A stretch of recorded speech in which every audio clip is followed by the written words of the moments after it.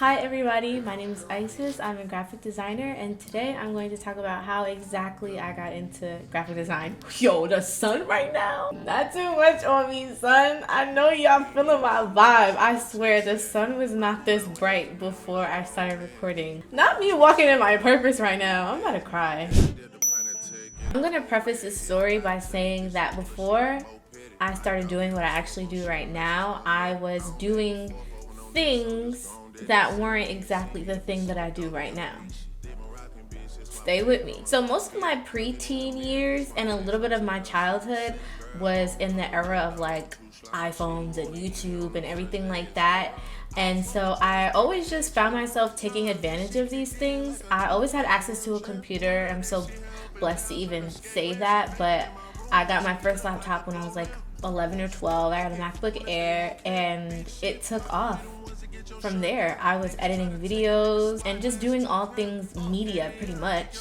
There was actually a time also where I was creating my own fonts, and I didn't even realize that that is so relevant to what I do right now until my mom pointed it out, because I was having an existential crisis, as I do every week, because I'm 22 and that's just what happens when you're 22. You don't know what's going on. My mom was telling me, girl, you have literally been graphic designing since you were 12. And I was like, girl, no I have not. And she was like, so you wasn't creating your own fonts at 12 years old?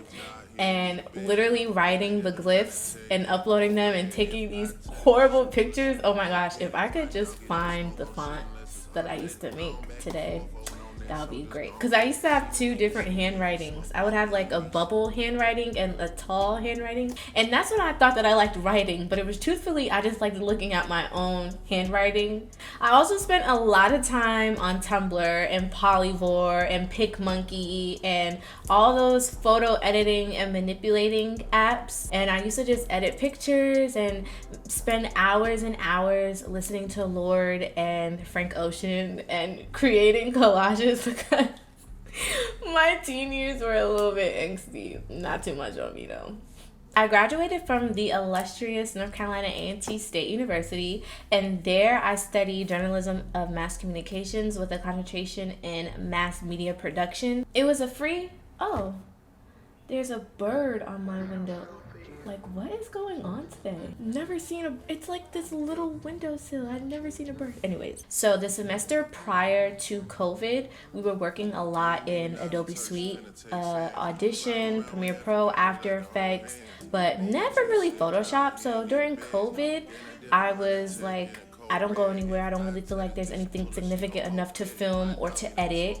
So I was like, let me play around in Photoshop. This was my first graphic that I created in Photoshop to show what I did during COVID. And I was gonna start a blog, but then I was like, everybody's doing a blog, so I don't wanna do a blog. And this just represents really what I did during COVID. I might recreate it actually. I think that'd be super cool. So my cousin calls me and asks me, he didn't even ask me actually. He said, you know how to make logos, right? And I was like, no, but I can help you. And I did, and it was so cute. Like, look at this little logo for a first time. But I think it's so interesting that people always assume the talents that I have. I don't know why. I don't know if it's my personality or what, but I remember being in college and my freshman and sophomore year, a lot of people thought that my major was design. And it wasn't because I was dressing. I was wearing sweatpants and boots the whole sophomore and freshman year, a little bit of junior year too, if I'm being honest. I know in high school, a lot of people thought that I was gonna go to school for fashion because my mom is big into fashion and she has worked for Macy's basically my whole life. I think it's kind of cool though. People are manifesting it for me. Shout out to the law of assumption. Yes, please assume all the great things about me because 9 times out of 10 they will come true. During COVID was honestly the best time for me to start logo design because a lot of people were starting businesses. So I don't want to say business was booming, but like business was low-key booming. It was doing what it needed to be done for me at that time. So because of that, naturally my mom was like, girl, why don't you start your own business? And I was like, no. My mom has literally been trying to get me to start a business since middle school. She was like, I don't care, sell socks, sell hair ties, sell something. At that time, my mindset was that I wanted to sell something that I'm passionate and emotionally connected to, and I didn't really feel like I was emotionally connected to anything at that time. I just understood the fact that you have to spend like energy and time and money into this, and I didn't want to invest into something that I didn't even really care about. Just being around so many business-minded people creating logos and talking to people, I was like, let me just start my business. And that's how Baby Doll by Isis was birthed.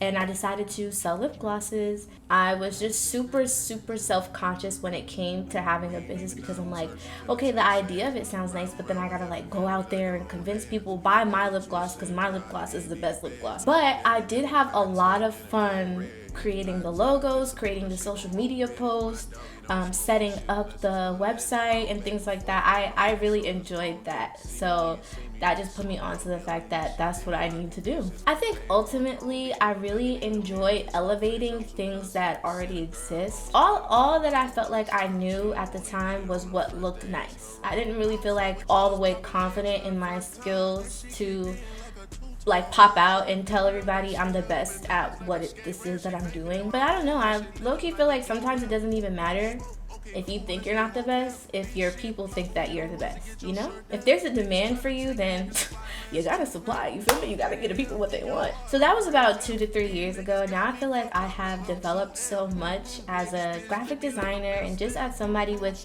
such a business mindset.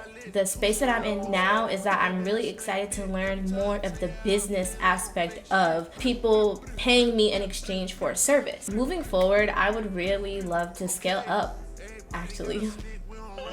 Bigger projects with some bigger names. I want to work with other graphic designers just to see how do I exist in that space, because I sit in my room and I do graphic designs all day. Like I don't have to really consider anybody's artistic opinion but my own. I also want to start getting into some long-term contracted deals. I will say though, it is a little bit difficult being a freelancer because I be winging it most of the time. It's good because I learn a lot about what works, but then I also learn a lot about what doesn't work. And I know some could argue that you would learn those same things with a corporation or a company, but I don't really have that backing, that support, that guidance.